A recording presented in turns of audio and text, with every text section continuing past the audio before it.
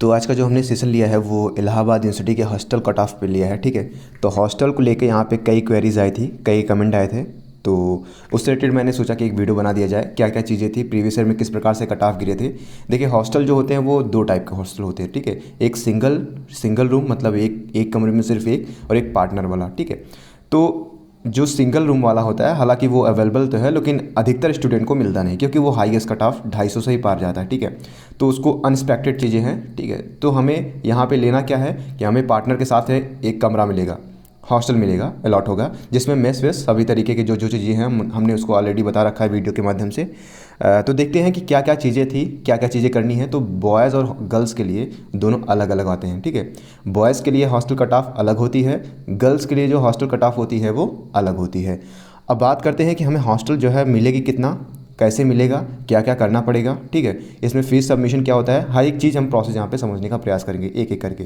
लेकिन उससे पहले मैं बता दूं कि अगर आपको कोई भी क्वेरी हो, ठीक है, चाहे जिससे रिलेटेड, इलाहाबाद से रिलेटेड कोई भी क्वेरी हो, तो ऐसे मैं नहीं कह रहा हूँ कि सिर्फ बीए बीएससी बीकॉम के लिए, एलएलबी के लिए, आपकी एमएससी चाहे जो भी रिलेटेड क्वेरी हो, छोटी से छोटी, बड़ी से बड़ी चीज़ें, तो आप हमसे डायरेक्टली इंस्टाग्राम से जुड़ सकते हैं, ठीक है। इंस्टाग्राम से क्या होगा, इंस्टाग्राम से हम डायरेक्टली, हम या फिर जो भी आपके सीनियर होंगे, हमने जो है सभी पर लॉगिन कर रखा है, तो जिनके पास भी वो मैसेज आएगा वो सभी आपको रिप्लाई दे देंगे, ठीक है। तो उस पर कोई दिक्कत वाली बात नहीं है, आपको कोई भी रिप्लाई दे देगा। वहाँ पे आपको इंस्टेंटली तुरंत जो है रिप्लाई मिल जाता है, पहली बात। तो दूसरी बात कि हॉस्टल जो है वो कट ऑफ कैसे जाती है, क्या क्या प्रोसेस होता है, उसको तो हम समझने का प्रयास करेंगे ही करेंगे। साथ ही साथ में किस प्रकार से फॉर्म फिलअप होते हैं उसको देखिए। जब आप फॉर्म भरवा रहे थे तो उस समय जो हॉस्टल का एक ऑप्शन आया होगा कि क्या आप हॉस्टल लेना चाहते हैं, तो उसमें यस और नो का, ठीक है। तो हो सकता है कुछ कुछ लोगों ने नो कर दिया हो, या कुछ लोगों ने यस किया हो, या फिर कुछ लोगों के ऑप्शन ही ना दिया हो। तो तमाम प्रकार की चीज़ें हो सकती है, कई लोग कह सकते हैं। लेकिन आपको ध्यान में रखना, जब आप काउंसलिंग करवाइएगा तो अगर उसमें हॉस्टल का जो है आता है, ठीक है, क्या आप हॉस्टल के लिए भी आते हैं हॉस्टल, तो उसमें आप डेफिनेटली यस कीजिएगा। चाहे आपका नंबर कितना भी हो, 200 हो, 200 से कम हो, 200 के अबव हो, कुछ भी हो, आप उसने हॉस्टल अलॉट जरूर करिएगा, ठीक है। हो सकता है कई बार जो है हॉस्टल जब फ्री होते हैं तो आपको अलॉट हो जाता है, तो आपको यस जरूर करना है, इस बात को आपको ध्यान रखना है। आप देखते हैं कैटेगरी वाइज जो है हॉस्टल जो है कट ऑफ कितनी गिरी है, हॉस्टल वाइज जो है कैटेगरी वाइज देखेंगे। देखिए, Allahabad university cut off marks of UG LLB और एमकॉम का हम यहाँ पे देखेंगे, बॉयज़ हॉस्टल के लिए, गर्ल्स हॉस्टल का भी अलग से देखेंगे। आइए देख लेते हैं। बीए के लिए सबसे हाईएस्ट जाता है, आपको पता ही होगा, हालांकि बीकॉम के लिए भी हाईएस्ट गया था।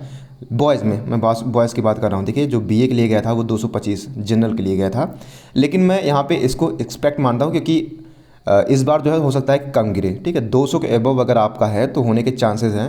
ऐसा नहीं करूँगा, अगर 180 है तो आप नो कर दीजिए, आप यस करिएगा जरूर, इस बात को ध्यान रखिएगा। आप कितना भी हो, अगर आप यूनिवर्सिटी आपको अलॉट होती है मेन कैंपस या फिर अफिलेटेड कॉलेज में, डेफिनेटली आपको मिल ही जाएगा, हॉस्टल ज़्यादातर मिल ही जाता है। लेकिन अगर हम आपको मेन कैंपस की बात कर रहा हूँ, अगर मेन कैंपस आपको अलॉट होता है तो उसमें यस आपको जरूर भरना है, और अफिलेटेड कॉलेज में जल्दी मिल जाता है, ठीक है। अफिलेटेड कॉलेज जो है वो मिल जाता है, उसमें कोई दिक्कत नहीं होती है। तो जनरल के जो गया था वो 225 गया था, वहीं ओबीसी के लिए 202 गया था, और एससी के लिए 160 गया था, जबकि एसटी के जो कैंडिडेट थे वो सभी को बुला लिया गया था, ठीक है। बीएससी की बात करते हैं तो 201, मतलब 200 अप्रॉक्सीमेटली, अगर 180 190 भी है तो आपका मिलने के चांसेस 100% है, ठीक है। और ओबीसी के लिए 182 गया था, और वहीं एससी के लिए 136 गया था, जबकि एसटी के जो कैंडिडेट थे उनको सभी को इनवाइट किया गया था। बीकॉम की बात किया जाए तो बीकॉम के लिए 244, हालांकि बहुत हाईएस्ट गया था, लेकिन इस बार मुझे आशा है कि ये थोड़ा सा गिरेगा, ठीक है। हालांकि बॉयज़ हॉस्टल इसलिए हाईएस्ट जाते हैं क्योंकि सभी लोग जो है अप्लाई कर देते हैं, तो जो होता है एक्सपेक्टेड जो होता है वो हाईएस्ट ही जाता है। तो आपको इससे रिलेटेड कोई क्वेरी नहीं हुई। देखिए, अगर 244 जाता है तो कोई बात नहीं, आपका अगर 200 है, क्योंकि मुझे जहाँ तक लगता है कि 244 में बहुत कम ही स्टूडेंट आते हैं, इस वजह से आपको अलॉट हो जाता है एट द लास्ट, ठीक है। तो आपको यस जरूर करना है। बीकॉम के लिए जो है गया था जनरल कैटेगरी के लिए 244, वहीं ओबीसी के लिए 226 गया था, और एससी के लिए 179, एसटी के लिए 100, ठीक है। लास्ट में जो है एमकॉम जो है लाता है, तो एमकॉम के लिए 165 गया था जनरल कैटेगरी वाले के लिए, ओबीसी के लिए 140, ठीक है। 100 जो है वो किसके लिए गया था, वो एससी के लिए गया था, और जबकि एसटी सभी कैंडिडेट। एलएलबी की बात किया जाए तो इसमें काफ़ी कम गया था, 177, यानी एलएलबी में आप अगर पढ़ाई कर रहे हैं तो डेफिनेटली आपको हॉस्टल अलॉट होने के चांसेस ज़्यादा हैं। 161 जो है वो 161 जो गया था ओबीसी, 136 जो गया था वो SC के लिए गया था और एक 98 ST के लिए गया था, ठीक है। तो इस प्रकार से ये कट ऑफ थे। आप ये बॉयज़ के लिए थे, गर्ल्स का जो है बहुत कम ही जाता है, उसको देख लीजिएगा। लेकिन BA के लिए थोड़ा सा हाईएस्ट यहाँ पे गया था और साथ ही BCom के लिए।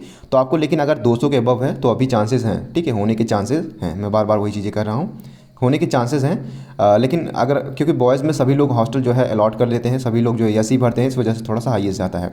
गर्ल्स हॉस्टल की बात कर लेते हैं। गर्ल्स के लिए क्या है, तो गर्ल्स के लिए बहुत ही कम कट ऑफ जाती है बॉयज़ के अगर देखा जाए कंपैरिजन में। तो BA के लिए जो गर्ल्स की गई थी वो 140 के लिए गई थी जनरल कैटेगरी के लिए, 140 जनरल कैटेगरी के लिए BA के लिए, ठीक है। जबकि OBC के सभी कैंडिडेट जो थे, गर्ल्स जो थे, उनको बुला लिया गया था, ठीक है। तो OBC जितनी गर्ल्स हैं उनके लिए अच्छी बात है कि आपको हॉस्टल अलॉट हो ही जाना है, ठीक है। SC के लिए सभी कैटेगरी को बुला लिया गया था और ST का भी सभी कैटेगरी को बुला लिया गया था। वहीं BSc की बात किया जाए तो BSc में हम देखते हैं कि 121 गया था जनरल के लिए, काफ़ी कम ही कट ऑफ गया था, तो सभी को मिल गया था 77 नंबर पर, ठीक है। इतना कम कट ऑफ, हालांकि जो है ये जो है एक्सपेक्टेशन आप बात की जा रही है, अफिलिएटेड कॉलेज में मेन कैंपस पर भी मिल जाएगा, ठीक है। SC के लिए और ST के लिए देखिए, अगर आप अफिलिएटेड कॉलेज में अगर गर्ल्स चाहेंगी तो देखिए कई लोगों को संदेह होता है कि सर अफिलिएटेड कॉलेज में हमारा 55 नंबर आया है सर, ठीक है, 55 नंबर आया है, ठीक है, हमारा हो जाएगा, 52 नंबर आया हमारा हो जाएगा, डेफिनेटली हो जाएगा, अफिलिएटेड कॉलेज में हो जाएगा, ठीक है। अनएक्सपेक्टेड है, ठीक है, 300 में से 55 नंबर 52 नंबर लाकर भी आप अफिलिएटेड कॉलेज में एडमिशन ले सकते हैं। सबसे अच्छी बात ये है, ठीक है, क्योंकि मैंने देखा था कट ऑफ 2018-2019 का देखा है। आपको डेफिनेटली डरने की जरूरत नहीं है, 60 है, 55 है, 52 है, हो जाएगा, बिल्कुल ज़रूरत नहीं है, ठीक। 50 के ऊपर रहेगा तो थोड़ा सा आप सेफ जोन में चलेंगे तो हो ही जाएगा।